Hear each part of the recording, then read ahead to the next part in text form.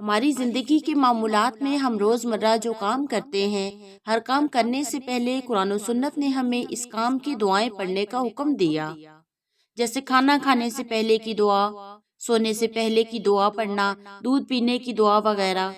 آج کی ویڈیو میں ہم یہی ذکر کریں گے کہ معمولات کے کاموں میں دعاؤں کا اہتمام ہمارے لیے کتنی برکات کا باعث ہے۔ یہ چھوٹی چھوٹی دعائیں ہمیں کیسے مصیبتوں پریشانیوں سے بچاتی ہیں، یہ چھوٹی چھوٹی دعائیں کیسے ہمیں صحت مند بناتی ہیں یا آخرت میں ہمیں جہنم سے کیسے بچاتی ہیں۔ ویڈیو بہت ہی پیاری ہے۔ تمام دعاؤں کے متعلق جاننے کے لیے آپ سے گزارش ہے کہ ویڈیو پوری دیکھیں اور صدقہ جاریہ سمجھ کر لائک اور شیئر ضرور کیجیے۔ بسم اللہ الرحمن الرحیم، شروع اللہ کے نام سے جو بڑا مہربان نہایت رحم فرمانے والا ہے۔ محترم ناظرین و سامعین، السلام علیکم ورحمۃ اللہ وبرکاتہ۔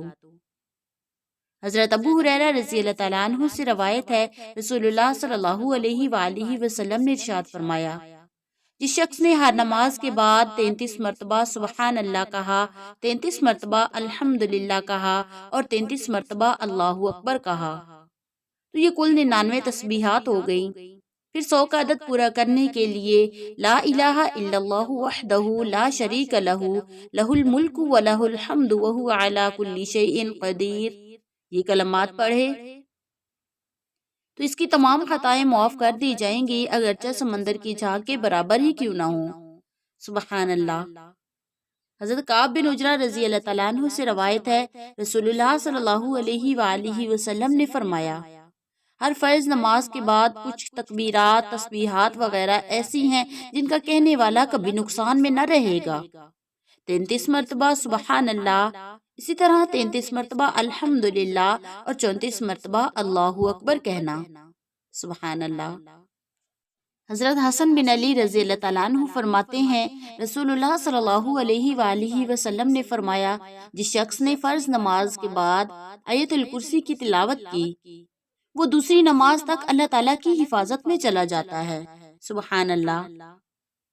حضرت ابو امامہ رضی اللہ تعالیٰ عنہ فرماتے ہیں، نبی کریم صلی اللہ علیہ وآلہ وسلم نے فرمایا، جس نے ہر نماز کے بعد آیت الکرسی کی تلاوت کی، اس کو موت کے سوا جنت میں داخل ہونے سے کوئی شے نہیں روک سکتی۔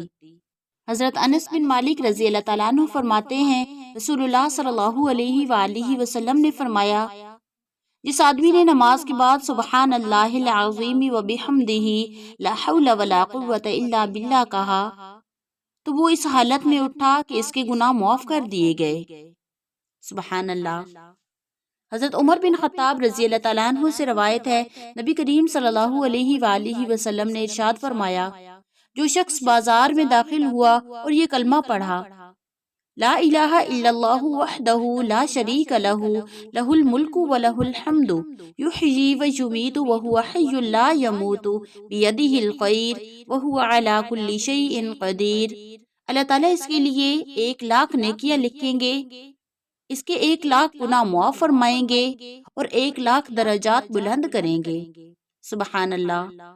حضرت ابو ہریرہ رضی اللہ تعالیٰ عنہ سے روایت ہے، نبی کریم صلی اللہ علیہ وآلہ وسلم نے فرمایا، جو شخص کسی ایسی مجلس میں بیٹھا جس میں کثرت سے لغو باتیں ہوئیں، مگر اپنی مجلس سے اٹھنے سے پہلے اس نے یہ کلمات کہے، سبحانک اللہم وبحمدک اشہد ان لا الہ الا انت استغفرک واتوب الیک، تو اس کی مجلس کی فضول باتیں اس سے معاف کر دی جائیں گی۔ سبحان اللہ۔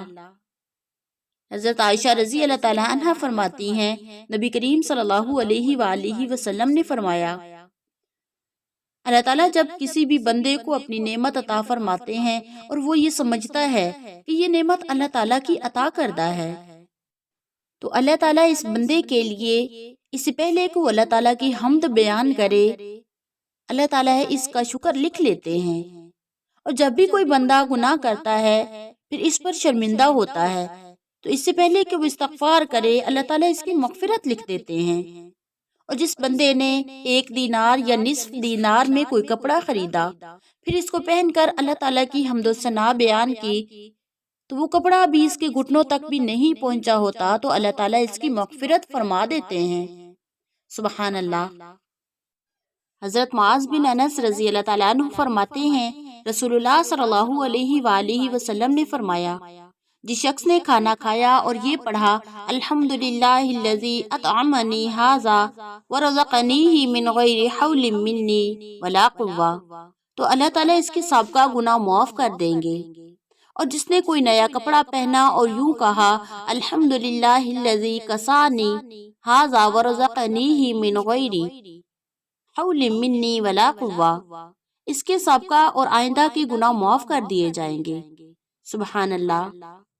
حضرت عقبہ بن عامر رضی اللہ تعالیٰ عنہ فرماتے ہیں رسول اللہ صلی اللہ علیہ وآلہ وسلم نے فرمایا جو سوار اپنے سفر کے دوران اللہ کے ذکر میں مشغول رہتا ہے اس کے پیچھے ایک فرشتہ رفیق سفر کرتا رہتا ہے، اور اگر کوئی سوار شعر اور گانے باجے سفر میں مشغول رہتا ہے تو شیطان اس کے پیچھے پیچھے رہتا ہے۔ اللہم احفظنا منہ۔ حضرت حولہ بن حکیم رضی اللہ تعالیٰ عنہ فرماتے ہیں نبی کریم صلی اللہ علیہ وآلہ وسلم نے فرمایا جو شخص کسی جگہ پر جائے پھر یوں کہے اعوذ بکلمات اللہ التامات من شر ما خلق، تو اس کو کوئی چیز نقصان نہ پہنچا سکے گی حتیٰ کہ وہ خود اس جگہ سے چلا جائے۔ حضرت عمر رضی اللہ تعالیٰ عنہ سے روایت ہے حضور اقدس صلی اللہ علیہ وآلہ وسلم نے فرمایا جس شخص نے کسی دکھیارے کو دیکھ کر یوں کہا الحمدللہ الذی عافانی مما ابتلاک بہ وفضلنی علی کثیر ممن خلق تفضیلا، اس کو وہ تکلیف نہیں پہنچے گی۔ سبحان اللہ۔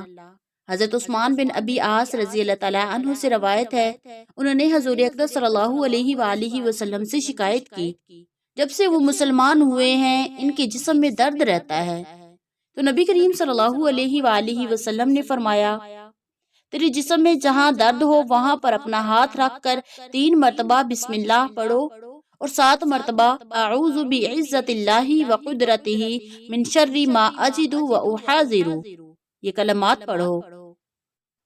امام ترمذی نے اس روایت میں یہ اضافہ کیا ہے کہ میں نے ویسا ہی کیا، جو کچھ مجھے دکھ درد تکلیف تھی اللہ تعالیٰ نے سب ختم کر دیا۔ اب میں ہمیشہ اس عمل کا اپنے گھر والوں کو اور دوسرے لوگوں کو کہا کرتا ہوں۔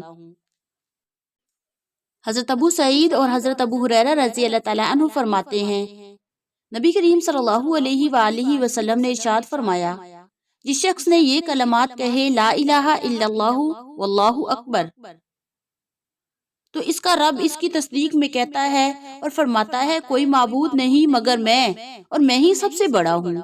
اور جب کوئی بندہ کہتا ہے لا الہ الا اللہ وحدہ، اللہ تعالیٰ فرماتے ہیں کوئی معبود نہیں مگر میں تنہا ہوں، میرا کوئی شریک نہیں۔ اور جب بندہ کہتا ہے لا الہ الا اللہ لہ الملک ولہ الحمد، تو اللہ تعالیٰ فرماتے ہیں کوئی معبود نہیں مگر میں، ملک بھی میرا ہے، حمد کے لائق بھی میں ہی ہوں۔ اور جب بندہ کہتا ہے لا الہ الا اللہ ولا حول ولا قوة الا باللہ، تو اللہ تعالیٰ فرماتے ہیں کوئی معبود نہیں مگر میں، اور نہ کوئی قوت والا ہے نہ کوئی طاقت والا ہے مگر میری توفیق سے۔ حضور اقدس صلی اللہ علیہ وآلہ وسلم نے فرمایا جو شخص ان کلمات کو اپنی بیماری میں کہے گا اور اسی مرض میں فوت ہو جائے گا تو دوزخ اس کو اپنا لقمہ کبھی نہیں بنا سکے گی۔ سبحان اللہ۔ حضرت سعد بن مالک رضی اللہ تعالیٰ عنہ سے روایت ہے نبی کریم صلی اللہ علیہ وآلہ وسلم نے فرمایا جو شخص بھی اپنے مرض کے دوران لا الہ الا انت سبحانک انی کنت من الظالمین یہ والے کلمات 40 مرتبہ پڑھے گا، اگر وہ اس بیماری میں وفات پا گیا تو اس کو شہید کا ثواب ملے گا، اور اگر شفا یاب ہو گیا تو اس حالت میں آ گیا کہ اس کے تمام گناہ معاف کر دیے گئے۔ سبحان اللہ۔